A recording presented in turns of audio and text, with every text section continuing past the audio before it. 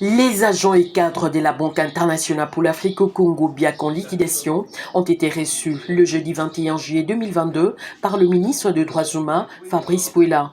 Au cours de leur échange, la délégation a présenté au ministre les différents cas de violation des droits humains dont ils sont victimes depuis sa liquidation forcée.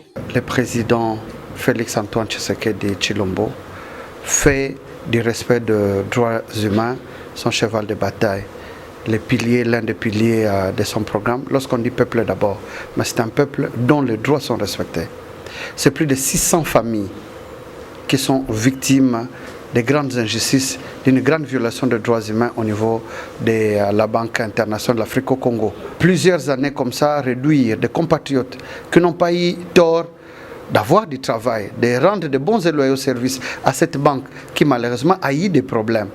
Il est important qu'on les rétablisse dans leurs droits. Et l'État, justement, doit garantir la jouissance à ces droits. On m'a posé les problèmes, nous avons réceptionné les dossiers, nous promettons d'examiner et de saisir il faut saisir aussitôt possible en tout cas. Au sortir, Patrick Mandiango et Lazare Kiwaka ont fait le point sur la liquidation depuis octobre 2020 à ces jours. Venir voir le ministre des Droits humains pour lui expliquer nos problèmes en tant qu'agent BIAC que nous sommes en train de subir depuis 2016. Et nous avons échangé avec lui, nous sommes contents parce qu'il a eu une oreille attentive pour nous. Il nous a promis de nous accompagner pour un aboutissement erré de notre situation. Non, ils doivent espérer parce qu'en quelque sorte, le ministre des Droits humains, c'est comme notre avocat auprès du gouvernement. Donc il est là en fait pour voir partout où il y a des violations des droits de l'homme et ça lui permet en fait d'agir en tant que le ministre des Droits humains. Parce que le fait que nous restions, depuis qu'on a liquidé la banque, la liquidation forcée de la banque en 2020, le 9 octobre 2020 jusqu'à ce jour, on ne nous paye pas, on ne prend pas en charge nos soins de santé. Les collègues avec qui nous avons vécu, nous les voyons mourir, les familles disloquées, les enfants sont en train de mourir, il y a des enfants qui n'étudient plus. Donc, nous avons beaucoup de problèmes et le ministre l'a si bien dit, il y a aussi en fait une sorte de torture morale. Donc nous sommes blessés dans notre amour propre parce que nous ne savons plus en fait prendre nos responsabilités en tant que parents. C'est très grave. Il a très bien dit qu'il va en parler à qui des droits. Le qui des droits, c'est le président de la République. Parce que là, nous sommes en train vraiment de compter nos morts. C'est une situation qui a commencé depuis longtemps, depuis 2016. Et pour le reste, bon, il nous a demandé de faire un travail là-dessus que je ne peux pas divulguer maintenant parce que c'est à lui de le dire au moment opportun.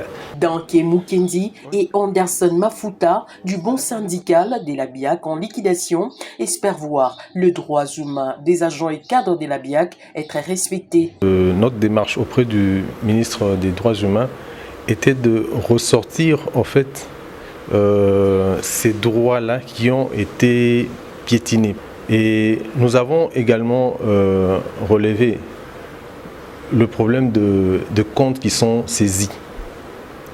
Les comptes de la BIAC en liquidation sont saisis auprès d'une banque de la place. Et vu que ces comptes-là sont saisis, le liquidateur, depuis qu'il a été désigné jusqu'à ce jour, n'a pas pu poser un quelconque acte. Et ça, c'est au détriment des agents de la BIAC. Et les droits sont encore bafoués. Pour nous, c'est le devoir qui nous a été donné d'aller prendre tous les soubassements possibles, de démontrer que notre droit ou bien nos droits sociaux sont vraiment bafoués. Et nous viendrons avec la pile qu'il faut pour que nous puissions démontrer que nos droits sont vraiment bafoués. Fabrice Pouela s'est dit être leur avocat auprès du gouvernement pour un issue heureux de ce dossier qui touche plus de 600 familles, a-t-il conclu.